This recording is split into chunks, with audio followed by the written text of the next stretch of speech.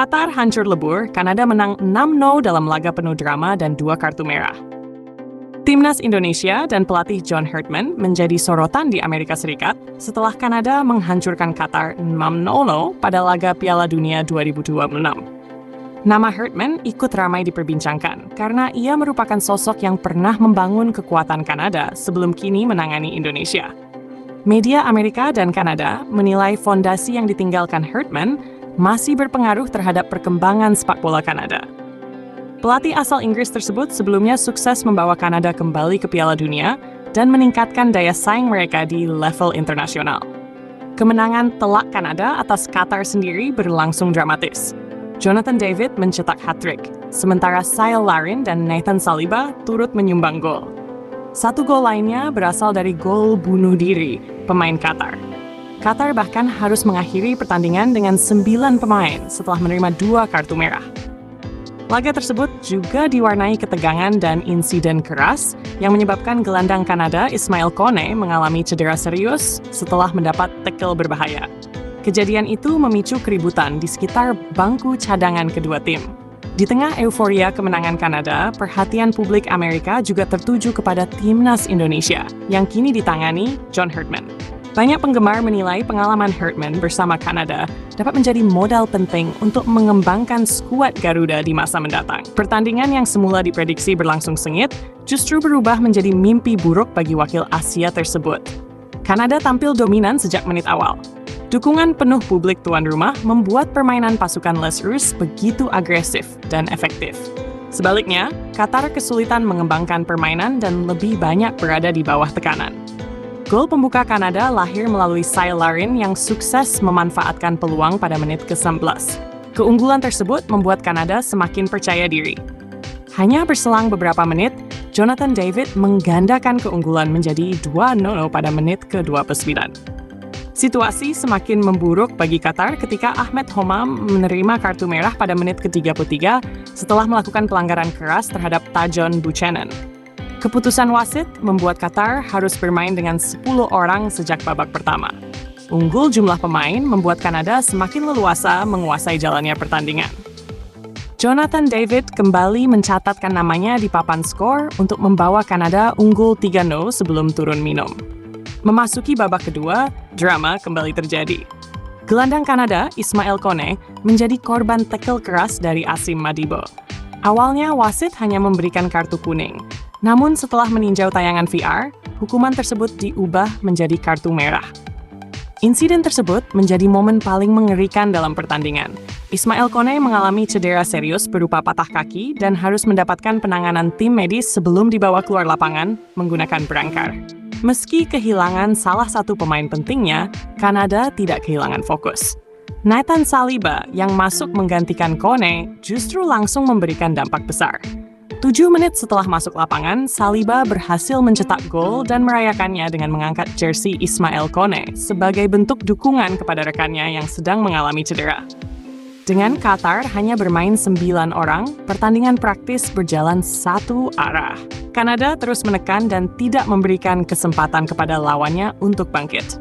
Lini pertahanan Qatar terlihat kacau menghadapi kecepatan serta kombinasi serangan Kanada. Upaya para pemain Qatar untuk memancing pelanggaran maupun melakukan aksi dramatis di lapangan tidak mampu mengubah keadaan. Kanada kemudian menambah 2 gol lagi pada sisa pertandingan sehingga menutup laga dengan kemenangan telak 6-0. Ketajaman Kanada dalam pertandingan ini kembali mengingatkan banyak pihak pada era kepelatihan John Herdman. Pelatih asal Inggris tersebut pernah membawa Kanada mengalami perkembangan pesat dan sukses mengangkat daya saing tim di level internasional. Meski kini sudah tidak lagi menangani Kanada, pengaruh dan warisan John Herdman masih dianggap sangat besar terhadap perkembangan sepak bola negara tersebut. Banyak pengamat menyebut fondasi permainan Kanada saat ini merupakan hasil dari pembinaan dan filosofi yang pernah ditanamkan oleh Herdman selama menjabat. Saat ini, John Herdman disebut tengah memimpin Timnas Indonesia. Sejumlah pendukung Kanada pun menyampaikan keyakinan bahwa Indonesia memiliki peluang besar untuk berkembang di bawah arahannya. Mereka percaya pengalaman serta kemampuan Herdman dalam membangun tim dapat membantu Indonesia bersaing lebih kuat di kawasan Asia. Sejumlah pendukung Kanada bahkan optimistis Indonesia mampu lolos ke Piala Dunia 2030 apabila proses pembinaan berjalan dengan baik dan mendapat dukungan penuh dari berbagai pihak. Keyakinan tersebut muncul karena mereka melihat bagaimana Herdman pernah membawa Kanada bangkit dan tampil di panggung dunia. Di sisi lain, aksi para pemain Qatar dalam pertandingan ini mendapat banyak kecaman dari para penggemar sepak bola dunia. Di media sosial, banyak pendukung dari berbagai negara menilai tindakan berpura-pura cedera atau melakukan diving telah merusak sportivitas pertandingan. Tidak sedikit pula yang mengingat kembali pengalaman Timnas Indonesia U23 saat menghadapi Qatar pada Piala Asia U23 2024. Kala itu, Indonesia harus menelan kekalahan 0-2 dalam pertandingan yang diwarnai sejumlah keputusan kontroversial dari wasit asal Tajikistan, Nasrullah Kabirov. Pertandingan tersebut sempat memicu perdebatan luas di kalangan pecinta sepak bola Asia. Salah satu keputusan yang paling banyak disorot adalah pemberian penalti kepada Qatar setelah Rizky Ridho dinilai melakukan pelanggaran di dalam kotak penalti. Namun dalam tayangan ulang, banyak pihak menilai kontak yang terjadi sangat minim, sehingga keputusan tersebut dianggap kontroversial.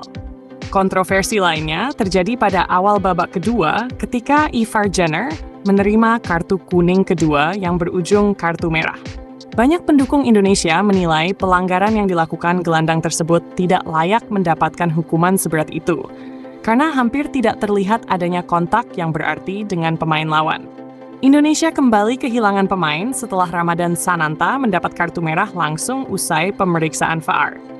Keputusan tersebut juga menuai perdebatan karena pelanggaran yang dilakukan dianggap tidak disengaja. Selain itu, banyak pengamat menilai wasit terlalu lunak terhadap sejumlah pelanggaran keras yang dilakukan oleh para pemain Qatar.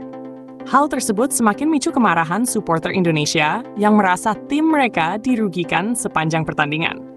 Akibat berbagai keputusan yang dianggap kontroversial tersebut, Persatuan Sepak Bola Seluruh Indonesia atau PSSI akhirnya melayangkan surat protes resmi kepada Konfederasi Sepak Bola Asia atau IFC. Langkah tersebut dilakukan sebagai bentuk keberatan terhadap kepemimpinan wasit dalam pertandingan tersebut. Peristiwa pada Piala Asia U23 2024 masih membekas di ingatan banyak supporter Indonesia hingga sekarang.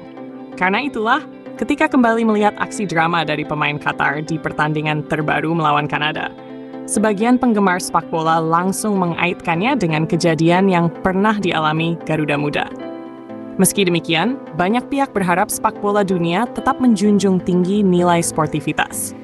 Permainan yang bersih dan fair dinilai menjadi hal yang paling penting agar pertandingan dapat berlangsung menarik serta memberikan contoh yang baik bagi generasi muda. Sementara itu, Kanada semakin menunjukkan diri sebagai salah satu kekuatan yang patut diperhitungkan. Produktivitas tinggi serta organisasi permainan yang solid membuat mereka mampu mendominasi pertandingan dari awal hingga akhir.